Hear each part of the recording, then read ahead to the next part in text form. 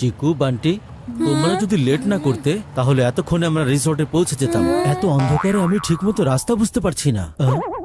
বাবা এই সব কিছুই বান্টির ডান্স প্র্যাকটিসের কারণে হয়েছে। বাবা এসব আমার কারণে নয়, চিকুর কারণে হয়েছে। ও তো তখন ক্রিকেট ম্যাচ দেখছিল। ওফো, চুপ করো তোমরা দুইজন। যখনই দেখি শুধু ব্লেম গেম খেলতে থাকে। আর এদিকে আমার ফোনের জিপিএস কেন চলছে না?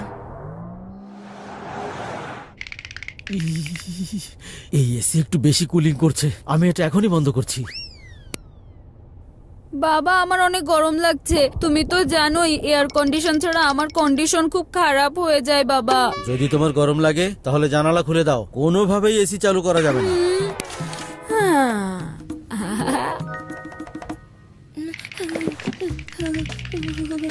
বাইরের হাওয়া তো আরো বেশি ঠান্ডা। জানালা বন্ধ করো বান্টি। জানালা বন্ধ করা যাবে না, ঠান্ডা লাগলে এটা গায়ে দাও। কত কিউট লাগছে, একদম একটা প্রিন্সেসের মতন। এই, আমি কিছু দেখতে পাচ্ছি না, সরাও এটা সরাও।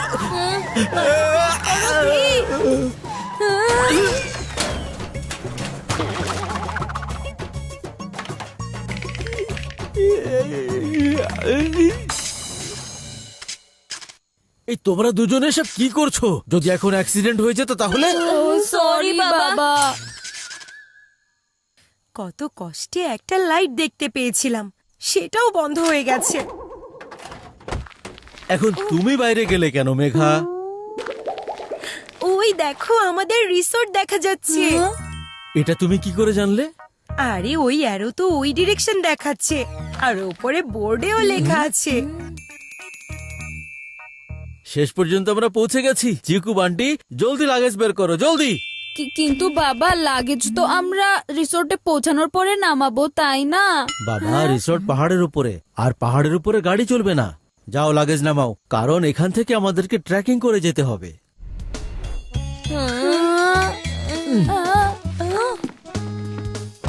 মেঘা, আমরা তো কিছু রেখে যাইনি, আগে আমরা এটাই চেক করে নেই।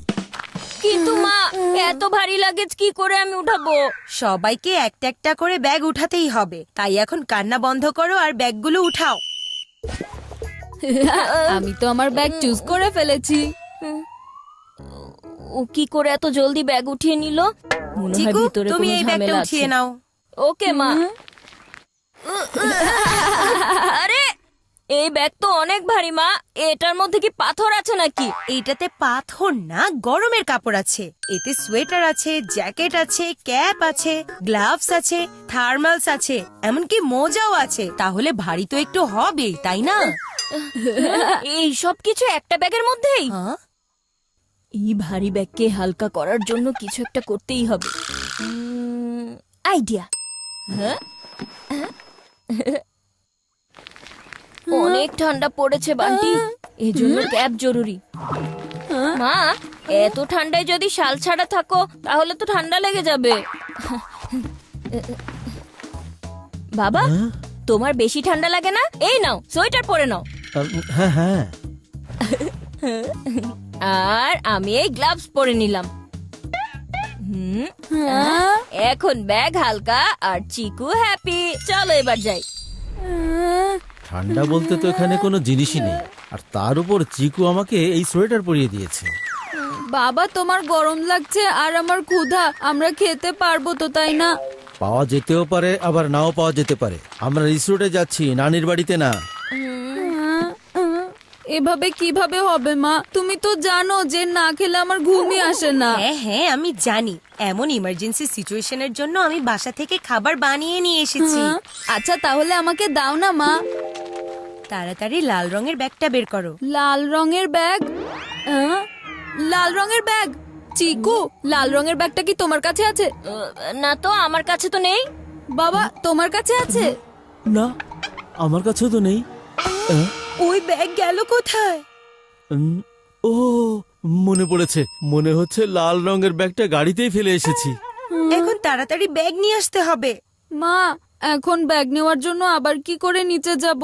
আমার তো খুব ক্ষুধা লেগেছে। আমি আমার ব্যাগ এভাবে ফেলে আসতে পারবো না। চুপচাপ নিচে চলো। আমি এখানেই দাঁড়াই না মা। তোমরা সবাই নিচে যাও প্লিজ। ঠিক আছে, যদি কোনো ঝামেলা হয় তখন কিন্তু আবার আমাদেরকে কিছু বলবে না। হ্যাঁ হ্যাঁ, যাও যাও। বান্টি কিছুকে ভয় পায় নাকি? হ্যাঁ,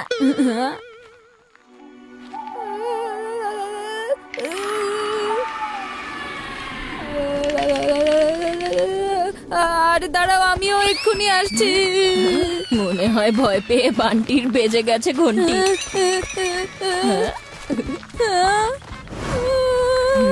তুমি এমন বানরের মতন লাফালাফি করছো কেন? বানরের দিকে। কি বললে? বানরের দিকে। আমার ব্যাগ, আমাকে আমার ব্যাগ এনে দাও, আমার ব্যাগ। আরে না,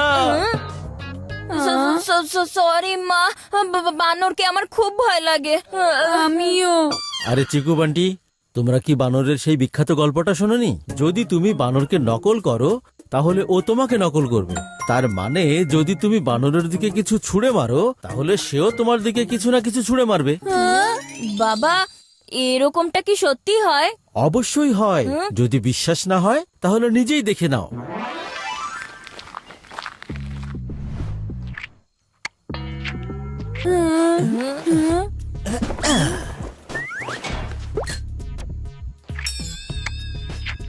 আরে বাবা, আরে দেখো কিভাবে ও ব্যাগ ছুঁড়ে মারে।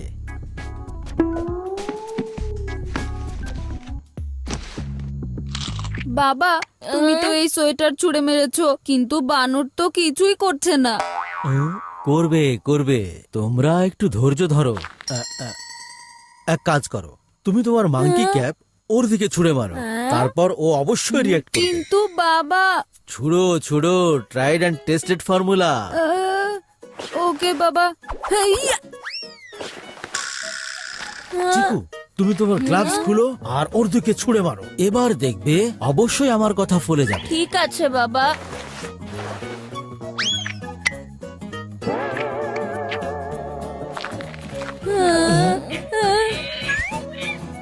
দেখো দেখো, এবার ও ব্যাগ অবশ্যই ছুঁড়ে মারবে। মেঘা, তোমার শালটা দাও। সোয়েটার চলে গেছে, ক্যাপও চলে গেছে, আর গ্লাভসও চলে গেছে, কিন্তু এই শাল আমি কোথাও যেতে দেব না। কিন্তু মেঘা, কিন্তু কিছু না। রাজীব, এই বানরের সাথে লেনদেন বন্ধ করো, আমার বিরক্ত লাগছে।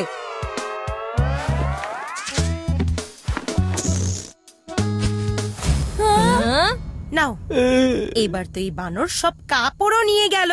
ভালোই হয়েছে যে আমি আমার শালটা দেইনি।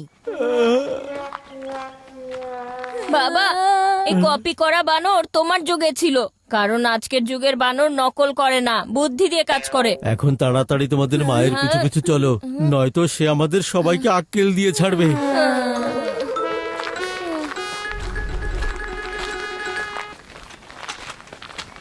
এই রিসোর্টের বোর্ড মনে হচ্ছে কাছেই, কিন্তু আসলে অনেক দূর।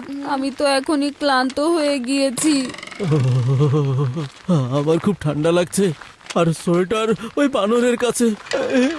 আসল বাহাদুর তো ওই বানরটাই, যে আমাদের ব্যাগও নিয়ে গেছে আর কাপড়গুলো, আর আমরা শুধু একজন আরেকজনের মুখ দেখে যাচ্ছি। আরে তুমি কোথায় যাচ্ছ বান্টি? মাত্রই তো বললে তুমি খুব ক্লান্ত হয়ে গেছো। আরে মা, যদি দৌড়াই তাহলে তাড়াতাড়ি পৌঁছাতে পারবো, আর ওখানে গিয়ে কিছু খেতে পারবো। এই বান্টি গিয়ে সবচেয়ে ভালো বেড দখল করে ফেলবে, আমিও দৌড়াই। ব্যাস ব্যাস, আমি আর দৌড়াতে পারবো না, আমার এনার্জি শেষ হয়ে গিয়েছে রে বাবা।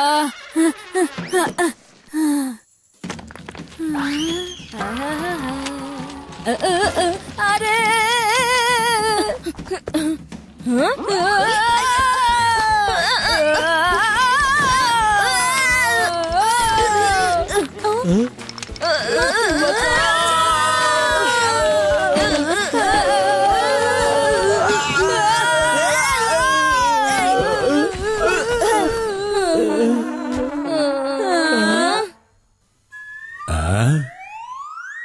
আমাদের এই রিসোর্টে আপনাদেরকে স্বাগতম। এটা আমরা কোথায় চলে এসেছি? মনে হয় আপনি ঠিক করে শোনেননি। আমি বলেছি আমাদের এই রিসোর্টে আপনাদেরকে স্বাগতম। আর আপনি কি? মনে হয় আপনি ঠিকভাবে দেখেননি। আমি হচ্ছি আব্দুল মতিন, এই রিসোর্টের ম্যানেজার। আচ্ছা, আপনারা সবাই সুটকেসে বসে এসেছেন কেন? আপনাদের কাছে গাড়ি নেই নাকি আপনাদের গাড়িতে পেট্রোল নেই? আরে গাড়িও আছে, আবার গাড়িতে পেট্রোলও আছে, কিন্তু গাড়িকে পাহাড়ের উপর কিভাবে নিয়ে যেতাম, এজন্য এভাবে আসতে হয়েছে। কিন্তু পাহাড়ের উপর যাওয়ারই কি দরকার ছিল? আরে ভাই সাহেব, আপনার রিসোর্ট যেহেতু পাহাড়ের ওপর, তাহলে আপনার রিসোর্টে আসার জন্য আমাদের পাহাড়ের উপরেই তো আসতে হবে, তাই না? মনে হচ্ছে আপনাদের কোথাও ভুল হচ্ছে ম্যাম। স্যার, আপনাদের গাড়ির নাম্বার কি 1212? হ্যাঁ আপনাদের গাড়ির রং কি ব্লু রঙের? হ্যাঁ। তাহলে স্যার, আপনার গাড়ি যেখানে দাঁড়িয়ে ছিল তার ঠিক সামনেই তো আমাদের রিসোর্ট। কিন্তু আপনার রিসোর্টের বোর্ড তো পাহাড়ের উপরে লাগানো আছে। ওই বোর্ড তো শুধু রিসোর্টের একটা অ্যাড বাবু। আমাদের এই রিসোর্ট তো পাহাড়ের নিচে ছিল, এখনো আছে, আর নিচেই থাকবে। তার মানে আমরা খামোখা লাগেজ নিয়ে উপরে উঠছিলাম। ভেবেছিলাম রিসোর্টে রিল্যাক্স করতে আসব, কিন্তু এখানে কোনো কারণ ছাড়াই ট্রেকিং করা হয়ে গেল। অবশেষে রাজীবের ফ্যামিলি এখন পাহাড়ের নিচে। হ্যাঁ, একদম ঠিক বলেছো। আঙ্কেল, আমরা সবাই খুবই ক্ষুধার্ত, আপনি আমাদেরকে তাড়াতাড়ি প্লিজ খাবার খাওয়ানোর ব্যবস্থা করুন। না, আমাদের রিসোর্টের রুলস অনুযায়ী আমরা গেস্টদেরকে খাবার খাওয়াতে পারবো না। জি হ্যাঁ, আমাদের রিসোর্টের রুলস অনুযায়ী আমাদের গেস্টকে নিজের হাতে খেতে হবে, আমরা তাদের খাইয়ে দিতে পারবো না, এটাই আমাদের রুলস।